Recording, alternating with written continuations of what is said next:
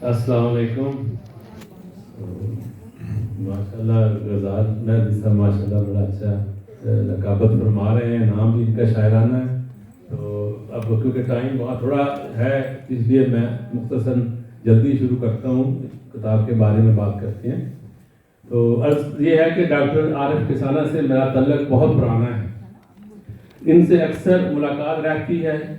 مجھ خاکسار کے غریب خانے پر ہر ہفتے ان کے ساتھ نشستیں ہوتی رہتی تھیں جن میں فکر اقبال اور شعور قرآنی کے سلسلے میں بے حد دلچسپ گفتگو ہوتی تھی جو کہ باہم علم و بصیرت میں اضافے کا باعث ہوتی تھی. ڈاکٹر عارف کسانہ بہترین مقرر اور منفرد طرز کے ادیب ہیں. ان کی کتابیں افکار تازہ اور بچوں کے لیے سبق آموز کہانیاں ایک اور دو منظر عام پر آ چکی ہیں اور قارئین میں بہت مقبول ہوئی ہیں. ابھی ان کی تازہ کتاب وطن ثانی شائع ہوئی ہے جس کے لیے میں دل کی اتھاہ گہرائیوں سے ڈاکٹر عارف کسانہ صاحب کو لاکھوں کروڑوں مبارکیں پیش کرتا ہوں.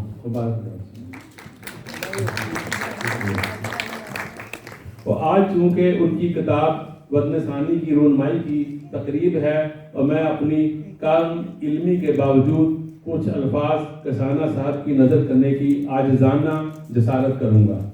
اور ان کی کتاب پر محترم ڈاکٹر امجد ثاقب صاحب اور محترم ڈاکٹر ظہور احمد صاحب نے خوبصورت الفاظ میں تبصرہ فرمایا ہے. اس کے علاوہ کتاب ہزا میں محترم ڈاکٹر عبدالقدیر خان صاحب کے ایک خط جو کہ عارف کسانہ صاحب کے نام ہے کی فوٹو کاپی بھی شامل کی گئی ہے. تو عارف کسانہ صاحب اکثر ہم دوستوں میں اس بات کا ذکر کرتے رہتے تھے کہ اب ہم اس دیش میں آ بسے ہیں تو اسے دیار غیر کیوں کہتے ہیں. ہمیں اسے بھی اپنا وطن ثانی سمجھنا چاہیے کیونکہ اب ہمارا جینا مرنا یہیں پر ہے, اس لیے یہ ہمارا وطن ثانی ہے. مگر اس میں کوئی شک نہیں کہ ہم مسلمان یورپ میں رہنے کے باوجود اپنی شناخت برقرار رکھے ہوئے ہیں. بقول اقبال کبھی جو آوارہ جنوں تھے وہ بستیوں میں پھر آ بسیں گے. کبھی جو آوارہ جنوں تھے وہ بستیوں میں پھر آ بسیں گے. برہ نہ پائی وہی رہے گی مگر نیا خارزار ہوگا. برنا پائی وہی رہے گی مگر نیا خارزار ہوگا. اور یورپ میں رہتے ہوئے نہ صرف ہم دین الہی کی پیروی کرتے ہیں بلکہ اپنے بچوں کو بھی اسلامی تعلیم سے ہمکنار کرتے ہیں. ہمارے بچے بڑے ہو کر اپنے حسن کردار اور اخلاق سے یہاں کے غیر مسلموں کو بھی متاثر کرتے ہیں جس سے ہمارے وطن اول پاکستان کی عزت و توقیر میں اضافہ ہوتا ہے. مزید ازاں علامہ اقبال رحمۃ اللہ علیہ نے یہ بھی تو فرمایا ہے کہ ہے ترک وطن سنت محبوب الہی. ہے ترک وطن سنت محبوب الہی.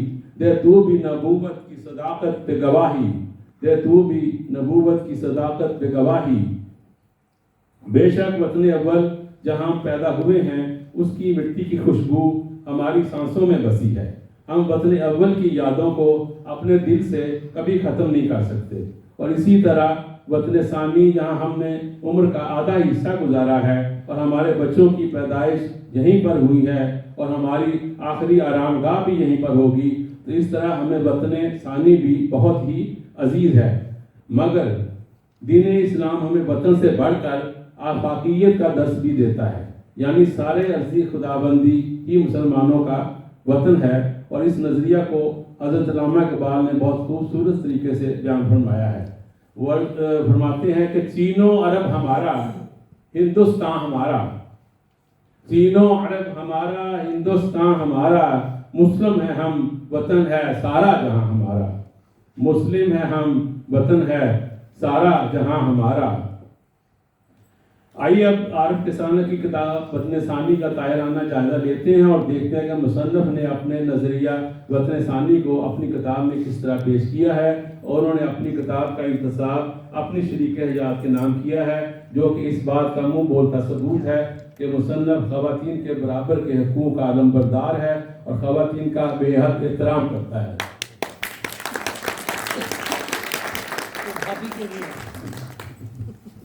اور دوسری قابل تعریف بات یہ ہے کہ کتاب کی ابتدا میں پاکستان کا قومی ترانہ اور سویڈن کے قومی ترانے کا اردو ترجمہ بھی درج کیا گیا ہے، یعنی وطن اول اور وطن ثانی دونوں کا قومی ترانہ۔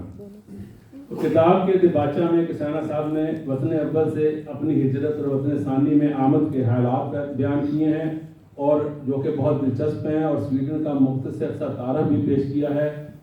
محترم ڈاکٹر امجد ثاقب صاحب تبصرہ کرتے ہوئے فرماتے ہیں کہ زیر نظر کتاب وطن ثانی ان کے سویڈن کے بارے میں لکھے گئے کالموں اور مضامین کا مجموعہ ہے، اور جب وہ سویڈن کو دیار غیر کی بجائے وطن ثانی کہتے ہیں تو درست ہی کہتے ہیں۔ ایک طرف وہ پاکستان سے محبت کے جذبے سے سرشار ہیں، تو دوسری طرف جہاں رہتے ہیں اسے اپنا دوسرا وطن سمجھتے ہیں۔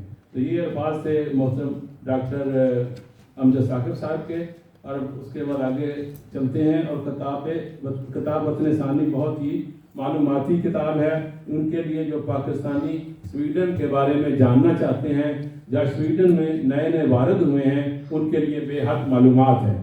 کتاب میں نہ صرف سویڈن کی تاریخ، سویڈن کے رسم و رواج اور سویڈش لوگوں کے بارے میں دلچسپ معلومات ہیں، اس کے علاوہ سویڈش قوم کا نفسیاتی جائزہ، بگڑی ہوئی سویڈش قوم نے اپنے دیش کو فلاحی مملکت کیسے بنایا، اور سویڈن ایک مثالی جمہوری اور فلاحی ریاست کیسے بنا، سویڈن کی شہریت کے حصول اور امیگریشن کے بارے میں بہت مفید معلومات ہیں۔ اس کے علاوہ اور بھی بہت کچھ ہے جو قارئین کے لیے بہت دلچسپی کا باعث ہو سکتا ہے۔ کتاب کے حصہ دوم میں مختلف ابواب کے تبصرے شامل کیے گئے ہیں، جن کے نام ابھی میں نہیں لوں گا کہ وقت کم ہے، تو آپ کتاب میں دیکھ سکتے ہیں۔ خصوصی طور پہ میں ان کے ایک تبصرہ جو سویڈن سے محترم جمیل حسن صاحب نے فرمایا ہے، اور ڈنمارک سے جن کو آپ نے بھی دیکھا بھی ہے، محترم حسن ملک صاحب بہت ہی دانشور ہیں، انہوں نے بھی تبصرہ فرمایا، اس میں شامل ہے۔ اور اس کے علاوہ اور بہت سے جو حضرات جو کہ تعلیمی اور ادبی لحاظ سے بہت ہی اہم شخصیات ہیں، انہوں نے بھی تبصرے فرمائے ہیں۔ تو ایک ضروری بات جو میں آپ کے گوش گزار کرنا چاہتا ہوں وہ یہ ہے کہ عارف کسانہ نہ صرف علم و ادب سے دلچسپی رکھتے ہیں، بلکہ عملی طور پر بھی انسانیت پر یقین رکھتے ہیں، بلکہ اس کے لیے محنت بھی کر رہے ہیں، اور ایک عرصے سے تنظیم اخوت سے وابستہ ہیں، اور پورے اسکینڈینیویا میں اس کے لیے بے حد محنت کر رہے ہیں، جو کہ بہت خوش آئین بات ہے۔ اور میرے خیال میں اگر کوئی ادیب، شاعر اور مصنف عملی طور پر انسانیت کی خدمت کے لیے قدم نہیں اٹھاتا تو اس کا علم و بصیرت کسی کام کا نہیں۔ مجھ ناچیز کا ہی ایک شعر ہے، لوگ کتنے سوتے ہیں فٹ پاتھ پر، لوگ کتنے سوتے ہیں فٹ پاتھ پر، اور بدن ہے بھوک سے ڈانپا ہوا۔ اور یہ حقیقت ہے کہ علم و حکمت کی باتوں سے پیٹ نہیں بھرتا، اور بھوکے انسان کے لیے حکمت و بصیرت کی باتیں بے اثر ہوتی ہیں، بلکہ بھوکے انسان کے سامنے علم و بصیرت کے باتیں کرنا ہی جہالت ہے۔ اس بارے میں سال کا ایک اور شعر بھی ہے کہ جب غریبی میں پیٹ خالی ہو، جب غریبی میں پیٹ خالی ہو، جہل ہیں پھر حقائقیں ساری، جہل ہیں پھر حقائقیں ساری۔ اور میں اپنی بات کو ختم کرتے ہوئے یہ کہوں گا کہ یہ کتاب وطن ثانی کا اسلوب بالکل سادہ اور عام فہم ہے، اور قاری کے لیے سویڈن کے بارے میں بہت مفید اور اہم معلومات ہیں۔ آپ اس کتاب کو ضرور خریدیے اور اس کا مطالبہ کیجیے۔ اور آخر میں ایک مرتبہ پھر میں عارف کسانہ صاحب کو اس کتاب کی اشاعت اور آج کی شاندار رونمائی پر ہزاروں لاکھوں مبارکباد پیش کرتا ہوں، اور کسانہ صاحب کا بہت شکر گزار ہوں کہ انہوں نے یہ کتاب مجھے تحفہ عطا کی۔ اس لیے میں اپنا ایک شعر ان کی نظر کرتے ہوئے اجازت چاہتا ہوں، اور شعر کچھ یوں ہے، اس سے بڑھ کر ہے تحفہ کیا ثاقب، اس سے بڑھ کر ہے تحفہ کیا ثاقب، تحفے بھی دے دی ہے کتاب تمہیں، تحفے میں دے دی ہے کتاب تمہیں۔ بہت